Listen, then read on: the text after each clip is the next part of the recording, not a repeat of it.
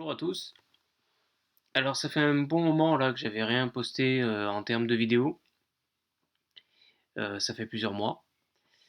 Mais après bon c'est surtout que j'avais besoin de temps pour me consacrer à des articles, mais particulièrement à des articles consacrés aux travaux des Schwaller de Lubix justement, et qui va me permettre donc aujourd'hui de faire cette première vidéo. Alors ça sera la première vidéo d'une série de 12 épisodes qui sera qui va en fait relater tous les travaux de René Schwaller.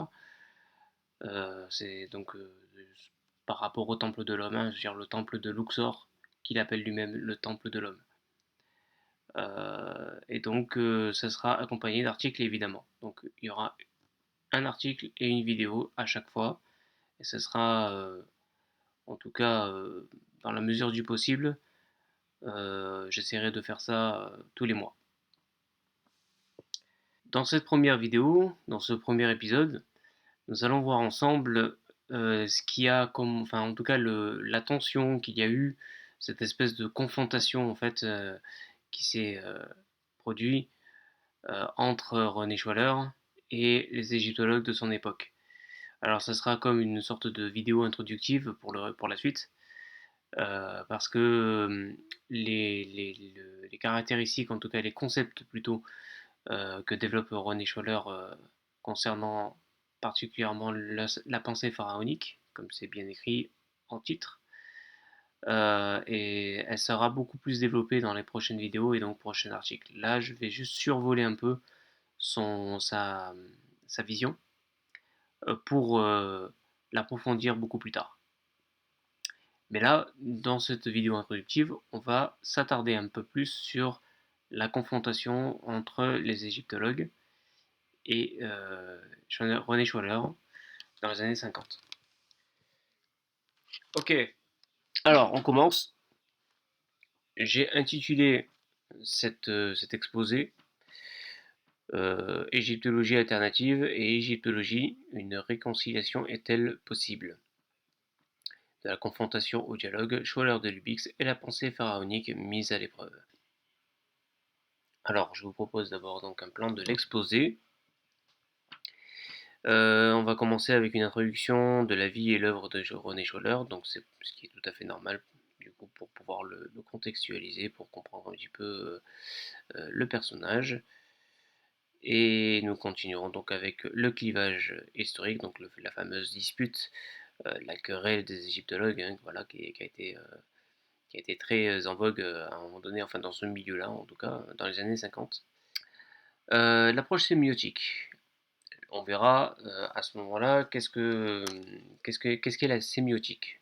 Va y avoir en fait l'approche des égyptologues concernant donc l'art égyptien ancien par le biais de la sémiotique. Mais on va voir en détail ce que c'est.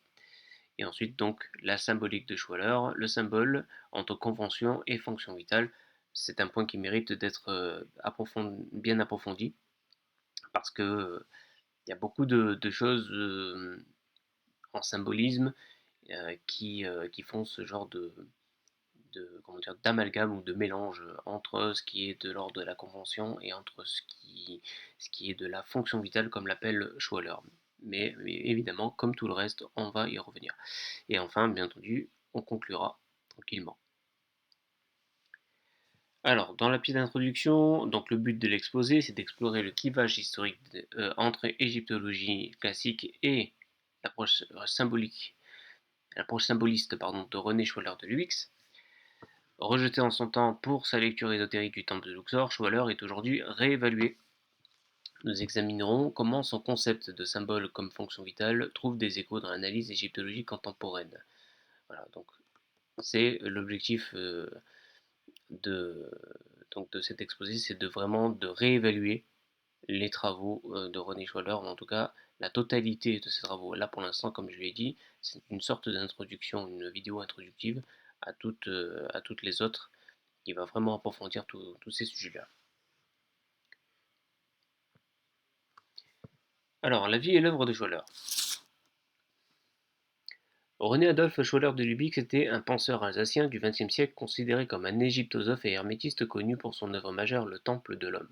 Alors, ce qui est intéressant, c'est que le terme égyptosophe, ça a été donné au XXe siècle par des égyptologues qui considéraient comment dire, une égyptologie un peu fantaisiste, un petit peu en marge en fait de leur approche académique de l'époque. Alors ils appellent ça soit l'égyptomanie ou soit l'égyptosophie. Voilà, c'était un petit peu ça. Alors l'égyptosophie, c'était aussi ceux qui étaient peut-être dans des... Pour ça, il faut bien voir aussi, on va en parler tout à l'heure aussi, c'est l'égyptologue Eric Hornung qui a écrit donc l'Égypte ésotérique. Et il a écrit une œuvre, donc un ouvrage qui s'intitule donc l'Égypte ésotérique. Et là-dedans, il fait bien la part des choses de tout ça, entre égyptomanie, égyptosophie, les sociétés justement qui se sont créées autour de ces visions. Et c'est très intéressant. Formé à Paris notamment auprès de l'artiste peintre Henri Matisse, donc Henri Matisse qui, je rappelle, était celui qui est l'investigateur, en tout cas, qui a formé le fauvisme, ce qu'on appelle le fauvisme, le mouvement fauvisme, et s'intéresse très tôt à la couleur, à l'ésotérisme et à l'alchimie. Dans les années 1920, il mène des recherches alchimiques pratiques en Suisse, puis consacre 15 ans de sa vie à l'étude du temple de Luxor en Égypte. Il y développe la notion d'anthropocosmos, voyant le temple comme une représentation symbolique de l'homme et du cosmos. Alors ça a l'air un petit peu fantasmagorique quand on le voit de cette manière, mais finalement quand on se penche vraiment sur les sources, mais sur les sources, je parle des sources égyptologiques et les textes des anciens Égyptiens, euh, c'est pas si farfelu que ça. Enfin, en tout cas, la vision qu'il avait du temple et de l'homme concernant donc ce qu'il appelle l'anthropocosme. Alors, on va voir maintenant le clivage historique. La querelle des égyptologues, alors ça venait d'un magazine qui reprenait exactement le terme querelle des égyptologues, c'était chez Jean Cocteau, qui s'était d'ailleurs allié à René Schwaller, euh, et qui a donc, on va dire, pris le parti de René Schwaller concernant donc le, une égyptologie symboliste. On va dire ça comme ça. Dans les années 50, l'égyptologie a été le théâtre d'un affrontement entre deux visions du monde. L'approche symboliste de René Schwaller de Lubick, c'est l'égyptologie classique. Ce conflit, souvent qualifié de guerre froide, à Luxor, opposait le groupe de Luxor, incluant Schwaller, l'égyptologue Alexandre Vary et l'architecte Clément Robuchon, à l'influence prédominante de l'abbé Étienne Drioton, alors directeur des antiquités égyptiennes. Voilà. Donc Étienne Drioton, qui d'ailleurs a fait une très belle a fait un très bel ouvrage sur la cryptographie. Bon, c'est ancien maintenant, mais ça reste quand même quelque chose d'assez conséquent et que beaucoup d'égyptologues, et notamment d'égyptologues bien récents, qui a fait, je pense d'ailleurs à Jean-Guillaume Pelletier, qui a fait un remarquable travail sur l'obélisque de la Concorde, où il a découvert donc des messages cryptographiques, des messages cachés sur l'obélisque, et c'est passionnant. Pour Drioton, les interprétations ésotériques de Schwaller n'étaient que des puérilités et des fabrioles, arguant que les anciens Égyptiens n'avaient jamais laissé de texte explicite sur une signification cachée de leur temple. Pourtant, certains égyptologues ont reconnu la sagacité du philosophe comme Eric Hornung, qui a admis que Schwaller avait rendu service à la discipline en publiant son étude sur le temple de Luxor. Objet de beaucoup d'hostilité de la part des égyptologues, largement ignoré par eux, Schwaller a néanmoins rendu service en publiant l'étude la plus fondamentale à ce jour sur le temple de Luxor. Quiconque s'intéresse à ce temple ne peut ignorer ses photographies.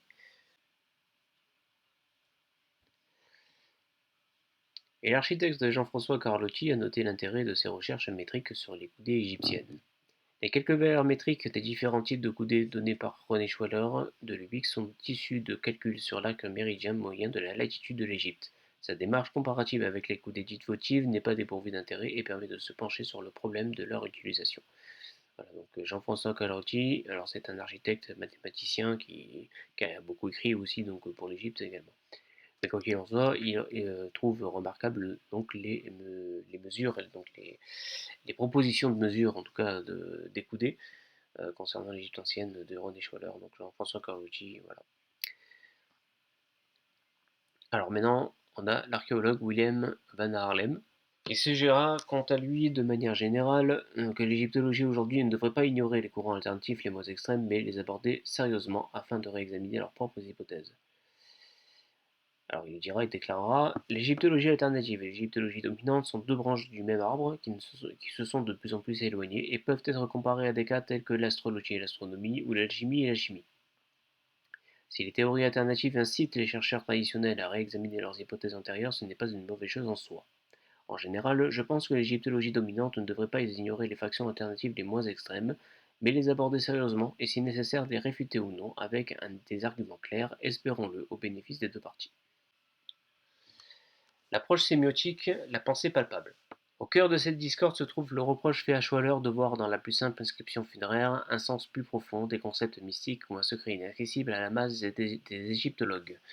Ça, c'est l'égyptologue d'ailleurs Gustave Lefebvre qui fera cette remarque et qu'on sentira quand même une critique assez virulente d'ailleurs à son époque. Donc, il a été assez critiqué par Étienne Drioton, comme on l'a vu tout à l'heure aussi, et par Gustave Lefebvre, ainsi que par un autre égyptologue que je ne connaissais pas depuis. Il se nomme Alexandre Papadopoulou.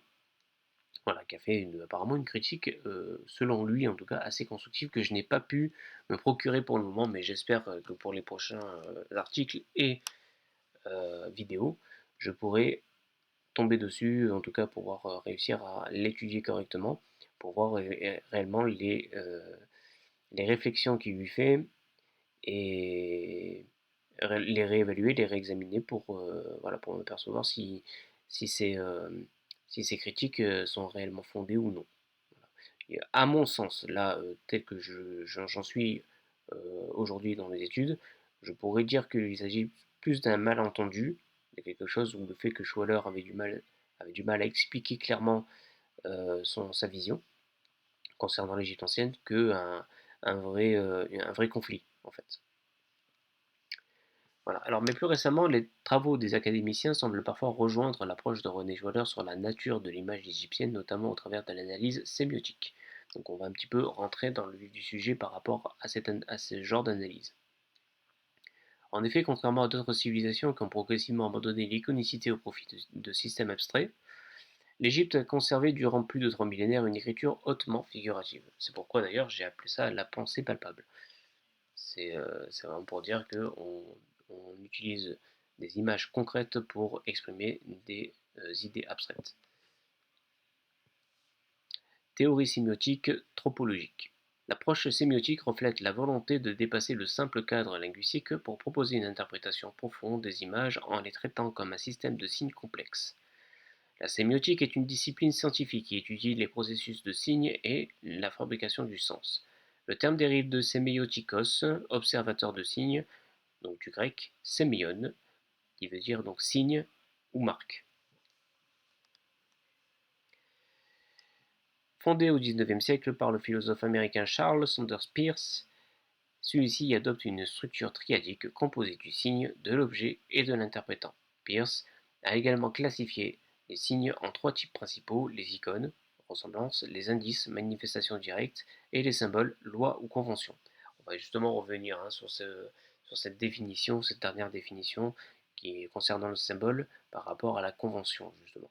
Parce que c'est comme si vous vous rappelez bien, en début de vidéo, je vous parle donc du fait qu'il y a une différence, ou en tout cas une sorte de distinction que fait René Schwaller concernant le symbole en tant que convention et le symbole en tant que fonction vitale, ou qu'on pourrait aussi appeler symbole pur ou naturel. Donc là, on revient donc sur une théorie qui a été, on va dire, propagée par Valéry Angenot, en tout cas, qui a été plus mis en exergue par rapport à l'ancienne Égypte, qui appelle ça donc théorie sémiotique tropologique. C'est pour cette raison que l'égyptologue Valéry Angenot développera concernant l'art égyptien une théorie sémiotique tropologique. se concentrant spécifiquement sur l'investissement des tropes, métaphores, métonymies, synecdoques, etc., dans les images pour en décrypter les sens cachés, souvent liés à des jeux de mots visuels ou des homophonies. Alors c'est ça en fait, hein, c'est que là, bon, alors la métonymie, c'est pas quelque chose de très que j'imagine les personnes voilà, n'ont pas l'habitude d'entendre ce genre de, de mots. Par exemple, on va prendre euh, pour représenter l'eau, mais qu'on ne veut pas le représenter directement. Donc on va s'y prendre différemment. On va représenter l'eau par des poissons. Voilà. Mais il y aura toujours un lien analogique, évidemment, entre les deux, entre l'eau et le poisson, forcément. Le synecdoque, c'est prendre la partie pour exprimer un tout. C'est-à-dire que par exemple, si on veut, d'ailleurs on voit souvent ça dans la hiéroglyphie, on voit donc deux bras qui tiennent un bouclier et un genre de sabre ou un sceptre, un bâton plutôt, et qui fait en fait référence à une armée. Et là pour le coup on ne voit qu'un seul personnage, ou en tout cas juste un morceau de personnage qui a des bras et un bouclier avec une massue. Et à ce moment-là, ben, en fait, c'est une petite partie pour pouvoir représenter une armée. C'est ça le synecdoque, c'est toujours représenter un petit détail pour représenter un tout. Ainsi, traduire un texte hiéroglyphique ne peut jamais se réduire à une simple équivalence lexicale, le sens émerge d'un réseau iconique, visuel et symbolique. Donc ça, c'est plus ou moins pour répondre quelque part aux égyptologues des années 1950, notamment à Gustave Lefebvre, donc l'égyptologue qui a critiqué René Scholler en disant que bah, il voit des choses cachées, secrètes dans les textes égyptiens, alors qu'ils sont assez clairs dans leurs propos. On voit que finalement, à cause de ces tropes et donc de ce réseau iconique justement et métaphorique, c'est pas aussi simple que ça. Les traductions ne sont pas aussi claires, ne sont pas aussi limpides que ce qu'on voulait bien le faire croire dans les années 50. Alors pour cela, elle va donner un exemple d'un bas-relief qu'on retrouve dans la tombe d'Inarkaou de la 20e dynastie, qui s'intitule Le grand chat d'Héliopolis, mettant à mort le serpent Apophis. Elle dira ceci: notant encore que les artistes se livrant à de tels jeux se plaisent souvent à exploiter toutes les ressources visuelles et phonétiques qu'offrent le texte et l'image, et notamment la pratique de l'image subliminale. Dans cette même scène de la tombe d'Inarkaou apparaît en trame de fond un message conceptuel sous-jacent à l'épisode mythico-cosmologique dépeint. En effet, le corps du serpent trucidé ondule de façon à évoquer deux collines, d'où l'arbre Ished, à forte connotation solaire, semble émerger de l'astre diurne, formant ainsi le hiéroglyphe subliminal de l'horizon oriental. Donc arrête. D'où se lève le soleil chaque matin, façon de suggérer par métalepse, trop exprimant le conséquent pour l'antécédent. Alors la métalepse, c'est comme le même même genre de trope que la métonymie. Mais on va voilà, c'est plus pour le temps. Aussi, en fait, on va toujours exprimer quelque chose qui ne s'est pas encore passé, mais on va quand même le mettre. Par exemple, elle donnera aussi un bas-relief en exemple, où on va voir, c'est la chasse avec le boomerang. On va voir en fait que la personne elle tient le boomerang, elle n'a pas encore envoyé le boomerang, mais celui-ci, on voit donc ce même boomerang déjà atteindre les oiseaux. Donc il y a une sorte, c'est ce qu'elle appelle la métalepse en fait. Mais il y a déjà l'action qui est déjà passée alors qu'elle est toujours figurée comme être en train de se faire. Donc c'est ça l'idée. Donc l'idée que le soleil renaîtra grâce à la mise à mort de l'ennemi de l'ordre cosmique. Donc voilà, il y a tout un, un jeu voilà, phonétique et visuel qui s'opère dans cette fresque.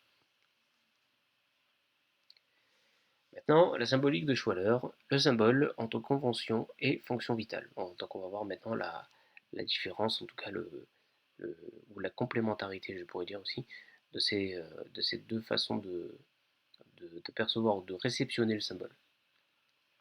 Selon Schwaller, le sens primitif du mot symbole, deux moitiés d'un objet brisé que l'on rapproche, impliquait un complément. Cependant, ce sens a été élargi pour signifier une correspondance analogique ou même une métaphore, ce qui ouvre la porte à la conventionnalité. Ce dernier considère que cette déviation du sens originel est problématique. Pour lui, le symbole est ce qui relie une idée abstraite à une forme concrète et vivante. Dans cette perspective, il définit le symbole non pas comme une image arbitraire, mais comme ce qu'il appelle l'expression graphique d'une fonction vitale, qu'il décrit comme étant une impulsion comparable à une volonté centrale dirigeant un mouvement. On verra que, enfin, ça sera pour la suite, mais je développerai justement ce qu'il entend par idée abstraite, qui s'encastre quelque part en fait comme étant une forme concrète et vivante. Voilà, qu'est-ce qu'il veut dire par là? Alors l'idée abstraite, c'est dans le sens platonicien du terme, c'est-à-dire l'idée platonicienne, c'est comme ça qu'il le voit, et qui va être donc quelque part en fait une sorte d'impulsion. Pour expliquer cette dynamique, Schwaller représentera cette volonté comme le centre d'un cercle. Tout cercle en tant que mouvement circulaire a un centre. Ce centre commande cette courbe continue et régulière qui se referme. Il sera attractif de même que la circonférence sera répulsive, centrifuge. Ce centre est une puissance abstraite qui domine le phénomène du mouvement elliptique ou assimilé si la courbe se referme.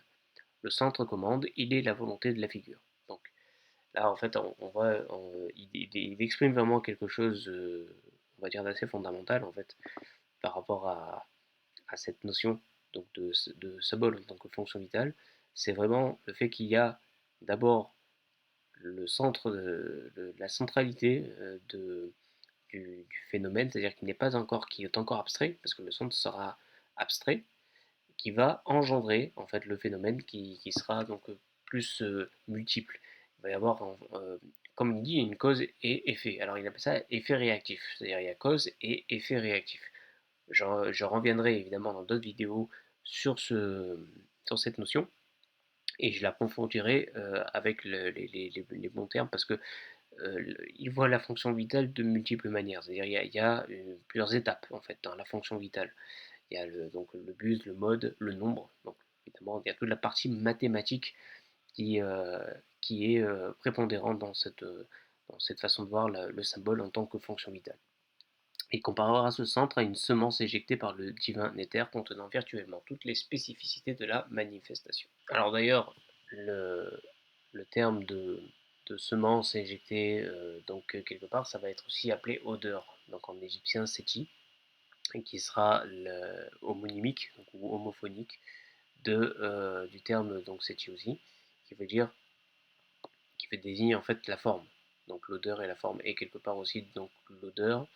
Il y aura un autre mot synonyme qui sera le terme chnem, qui va donner la racine chnum, knum, donc le divin potier, donc qui donne la forme justement. Donc il y a peut-être ce rapport donc avec ce centre, cette centralisation qui sera donc l'éjection de la semence du néther pour pouvoir donner forme.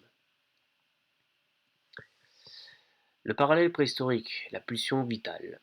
Cette description, donc le centre et le cercle, trouve un parallèle intéressant relatif à certaines figurations iconographiques attestées sur des céramiques préhistoriques tant au Proche-Orient qu'en Égypte. L'historien de l'art belge Roland Tefnin qualifiera ces signes figuratifs de pulsion vitale en perpétuel renouvellement. Donc c'est assez drôle, on va dire, ou étonnant plutôt, de voir que finalement Schwaller donne une description de la fonction vitale du symbole en tant que fonction vitale par le biais de ce centre et de ce cercle, et que nous voyons en fait presque le même mot hein, que Roland Teffin offre par rapport aux figurations préhistoriques. Il appelle ça donc la pulsion vitale, et qui génère à partir d'un centre un, un- donc un cercle, un contour qui est multiple en fait, hein, et qui pour ça d'ailleurs, comme on va le voir, cette pulsion vitale s'exprime à travers la tension entre le centre et le contour d'un objet circulaire comme une coupe. Le centre de la coupe agit comme un principe organisateur d'une densité extrême, un foyer d'où émane une idée d'expansion ou d'explosion vitale. Cette structure formelle illustre l'opposition dialectique entre l'un, le centre, la volonté, et le multiple, les figures en expansion. Et voilà, donc alors l'illustration qui est à côté, donc à droite, c'est une coupe préhistorique, enfin néolithique, euh, qui viendrait de la culture Samara. Donc on appelle ça la coupe autenceuse. C'est assez connu, hein, c'est d'ailleurs la Zatiska proviendrait peut-être de là, en tout cas de cette notion D'ailleurs, on retrouve aussi une autre coupe avec la Sassiska au centre d'ailleurs.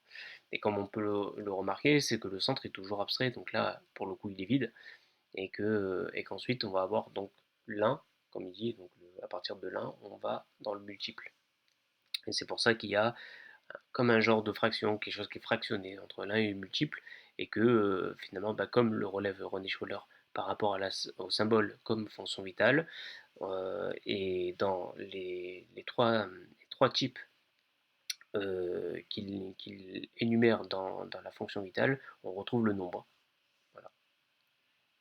Et qui fait quelque part écho donc, à cette pulsion vitale évoquée par Roland Tefnine.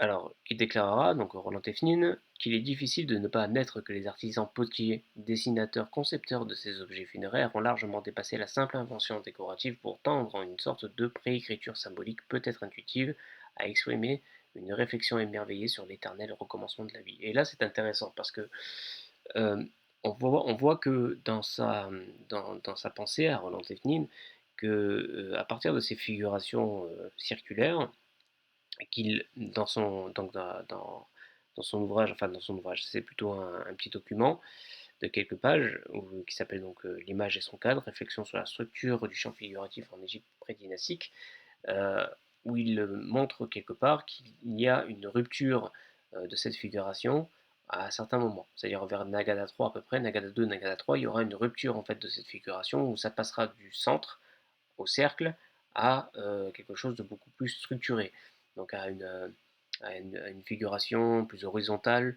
plus verticale, etc. Et que ça va donner progressivement la forme structurée des hiéroglyphes, en tout cas du système hiéroglyphique plutôt, qu'on a l'habitude de voir aujourd'hui. En tout cas, qui a commencé à être généré à partir de la première dynastie.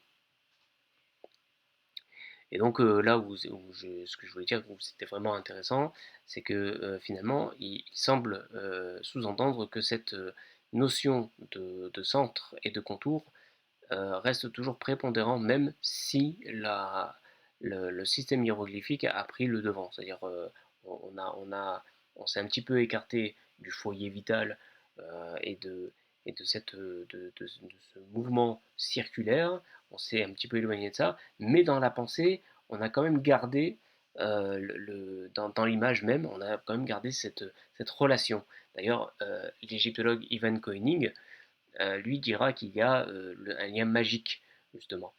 C'est d'ailleurs même ce que dit Scholler de Lubix.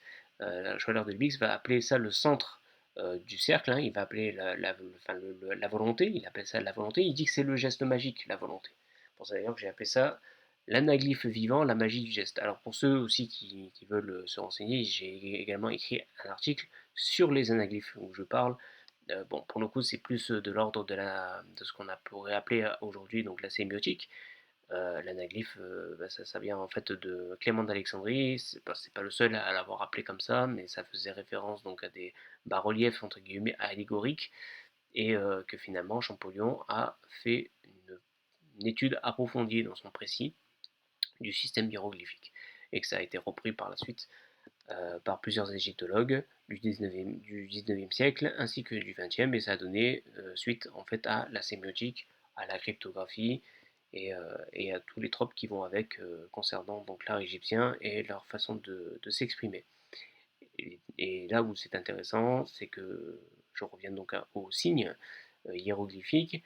On va toujours avoir en fait, comme le sous-entend Ivan Koenig, ou même plutôt le déclare formellement, comme quoi il y a bien ce lien entre le signifiant et le signifié, c'est-à-dire la forme et l'essence. Il y a un lien magique. Et c'est ce lien magique que Scholler appelle comme étant le centre ou la volonté. Donc cette vision du symbole comme fonction vitale rejoint d'une certaine manière les pratiques rituelles égyptiennes, telles l'ouverture de la bouche, qui visait précisément à communiquer des fonctions vitales aux images et statues pour qu'elles deviennent des êtres vivants et agissants. Voilà, c'est exactement en fait la représentation, alors c'est ce que dit Ivan Koenig, c'est qu'il dit que pour avoir vraiment cette puissance en fait de magie dans les fonctions vitales, parce qu'on va mettre carrément les fonctions vitales du Néther, de la divinité, dans les bas-reliefs et les statues, donc dans l'image même. Yori Volorin, notre égyptologue, va appeler ça l'image vivante. Donc, comme quoi il y a vraiment une, une- une volonté de mettre du vivant dans quelque chose qui semble en tout cas fixe et inerte, et donc dans l'image. Ce rituel était célébré notamment au moment des funérailles devant la statue ou la momie du défunt qui était dressée devant la tombe. Donc ça revient plus ou moins à, à la vision de Roland Tefnin, où il parle que les anciens concepteurs des potiers, donc de ces coupes circulaires, étaient émerveillés sur l'éternel recommencement de la vie. Donc il y a quelque chose où ils ont changé plus ou moins le cadre, la forme a changé, mais en fait c'est ça il faut savoir, c'est que l'idée reste la même. La symbolique de Schwaller, le jeu littéraire et la philosophie vitale, la magie naturelle par l'harmonie, etc. René Schwaller ne rejette pas pour autant le symbole dans le sens conventionnel, mais celui-ci risque de n'être qu'un jeu littéraire ou de laisser la voie ouverte à des interprétations purement subjectives s'il n'est pas ordonné en une symbolique qui est l'écriture d'une philosophie vitale. Et voilà, c'est un peu ce que je disais tout à l'heure, c'est que quelque part, en fait, par rapport au conventionnel, au sens conventionnel du symbole que tout le monde applique, il dit qu'il ne le rejette pas, il ne dit pas que le sens conventionnel, il faut absolument le mettre à la poubelle et qu'il faut uniquement garder la fonction vitale, ou en tout cas le symbole, comme, comme image naturelle du vivant. Euh, il dit qu'en fait les deux sont de pair, les deux sont complémentaires en fait entre la convention, puisque forcément quand on est dans une culture, on va toujours avoir une certaine idéologie qui va s'appliquer en fait à à cette structure vitaliste, entre guillemets, donc. Et, euh, et ça va, il va avoir donc un jeu littéraire pour pouvoir donc donner des messages, transmettre des enseignements ou des choses comme ça, en fait, pour faire en sorte, parce que c'était aussi pour certains initiés, hein, d'accord. Voilà, Valérie Angenot, elle le dit clairement, l'égyptologue qu'on a fait référence tout à l'heure, elle dit voilà, qu'il y avait certains initiés qui pouvaient avoir accès, en tout cas, qui connaissaient tous ces tropes, ces jeux visuels et sonores, phonétiques, où il va y avoir donc ce lien donc, entre le signifiant et le signifié qui était connu et pratiqué par des initiés dans les temples, en quelque sorte. Alors, Schroeder dira ceci. Si nous sommes orientés vers la méthode de pensée vitale, nous connaîtrons la magie naturelle par l'harmonie qui sait mettre chaque chose dans son temps, à sa place précise, et de se faire un rapport sympathique avec tout ce qui est de sa nature. Nous connaîtrons la volonté qui gouverne les phénomènes. C'est de cette manière, en fait, quand il parle de volonté, il parle clairement de magie. Et il dit que, comme on a vu tout à l'heure avec l'essence du signe, et qui, en fait, comme lui le voit d'une manière très vitaliste, il va faire en sorte de présenter la chose comme étant naturelle, complètement. C'est-à-dire que chaque chose va s'adapter en fait à un certain milieu, et que c'est ce milieu-là qui va être l'impulsion ou la volonté qui va faire croître la forme, hein, c'est-à-dire une plante, que ce soit en fait dans les quatre règnes, c'est-à-dire minéral, végétal, animal et humain. Il va toujours avoir une sorte de force ou une volonté ou une impulsion, hein, qui va faire naître la forme et donc ou le phénomène ou l'objet, voilà, tout simplement. Donc conclusion. Au travers de ces divers exemples, nous pouvons conclure que l'approche symbolique de René Schwaller de Lubix peut difficilement être réduite à une simple curiosité marginale. Euh, bon, bah, voilà. C'est vraiment pour dire tout ce que j'ai présenté avec les exemples, etc. Que finalement, bon, la pensée de Schwaller, elle est quand même plus complexe. Il faudrait essayer de tenter de la nuancer. Sans toutefois remettre en cause l'exigence critique de l'égyptologie académique, elle offre une clé de lecture complémentaire, capable de rendre compte de la cohérence interne de la pensée pharaonique, de son rapport au monde, au langage et au sacré. L'évolution récente des recherches montre que la vieille opposition entre l'égyptologie et l'égyptologie alternative pourrait tendre à s'atténuer. L'enjeu n'est plus l'opposition irréductible, mais un dialogue critique fondé sur une analyse rigoureuse des sources et une ouverture interdisciplinaire. Ouais. Voilà. Eh bien, je ne me reste plus qu'à vous remercier pour cette écoute. J'espère que la vidéo vous aura plu et que, bah, écoutez, restez attentifs sur les prochaines vidéos qui arriveront, j'espère, très vite. En tout cas, je fais au mieux pour vous présenter donc une vidéo par mois. Euh, on va essayer en tout cas, voilà. Donc voilà, je vous souhaite une bonne journée si vous êtes dans la journée, ou sinon une bonne soirée si vous êtes en soirée. Et puis à très vite, à très bientôt, à vous tous.